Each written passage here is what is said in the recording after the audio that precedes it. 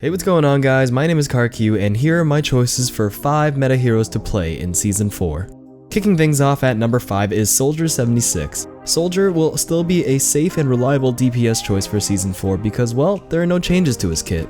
The rise of Soldier in Season 3 will continue on in Season 4 because of his reliable close, mid, and somewhat long-range hit scan damage with his primary fire. He's a DPS hero with high mobility and sprint, healing field to supplement his team, burst with Helix Rocket, and a great ultimate ability that can become monstrous in combination with the Nano Boost. He's just a well-rounded hero, a jack of all trades if you will. So with all that versatility in his kit, I can see Soldier being heavily involved in the Season 4 meta. Number 4 is Ana. Now despite all the nerfs Ana has received both at the beginning of Season 3 and her Nano Boost, and the recent tweak to her Bionades effect from 5 seconds to 4 seconds, and only amplifying 50% as much healing as before, I still see Ana being at the top of the food chain for supports. The anti-healing effect on an offensive Bionade is still one of the most powerful non-ultimate abilities in the game. Additionally, she's the only burst healer in the game, with a sleep dart that is similar to a stun which can nullify enemies or set up picks, an ultimate ability that buffs and beefs an ally, and a no damage drop-off scope shot that deals 80 damage over time. Just look at the list of the things she can do. She's perfectly well-rounded in utility, healing, and offensive capabilities that she is never a bad pick. Speaking of supports, I know Mercy is receiving some upcoming buffs and I can definitely see a rise in playtime for her. However, Ana is great in every team composition and her versatility will safely solidify her in the Season 4 meta, whereas I still see Mercy as a situational choice, for example running Mercy in conjunction with the Pharah.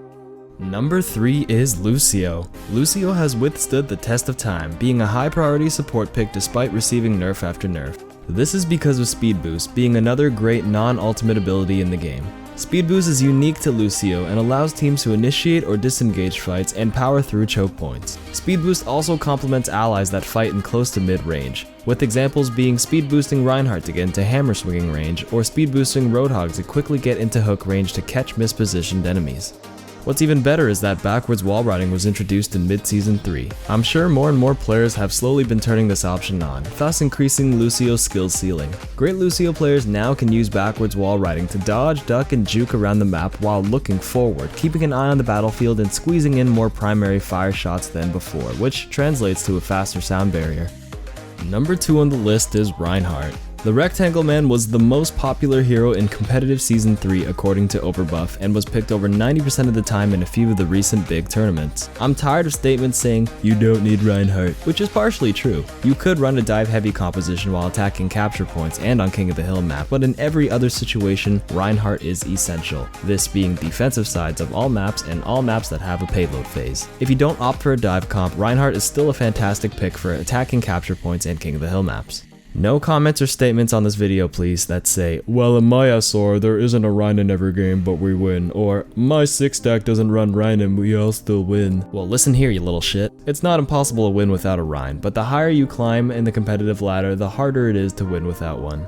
Now why is that? Well, the only reliable way to protect your team from an enemy's Earth Shatter is with your own Reinhardt shield. Arguably, you can time a Symmetra Photon Barrier to block it, or Zarya Bubble yourself and one ally to block the shatter, but the key word here is reliable. On payload maps, teams will eventually have to come into contact with the payload at some point to either push or stop it from moving. No questions there, right?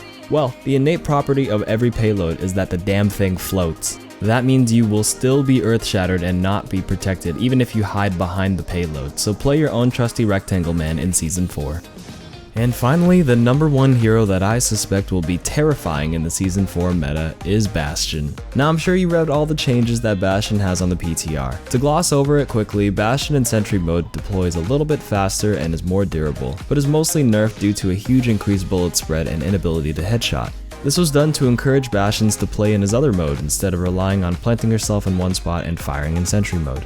So what are the changes in Recon mode? Well, his bullet spread is much tighter with an increased magazine size to 25, making him eerily similar to Soldier in this mode. He can also move while healing himself now, using a charge resource similar to D.Va's defense matrix. I honestly think this is a huge underrated change that helps him become an independent carry machine, without relying on supports to top him off. Now, the biggest change to Bastion that puts him on the number 1 spot on my list is his ultimate, the tank mode. Bastion's tank mode was already a great ultimate on the live patch, granting him a great offensive power while beefing himself up with some armor. However, the change in Bastion's passive on the PTR allows him to take 35% less damage while in Sentry or Tank Ultimate mode. Now combine this 35% additional tankiness with Ana's nano boost that also reduces damage taken by 50%. Bastion suddenly becomes nearly invincible.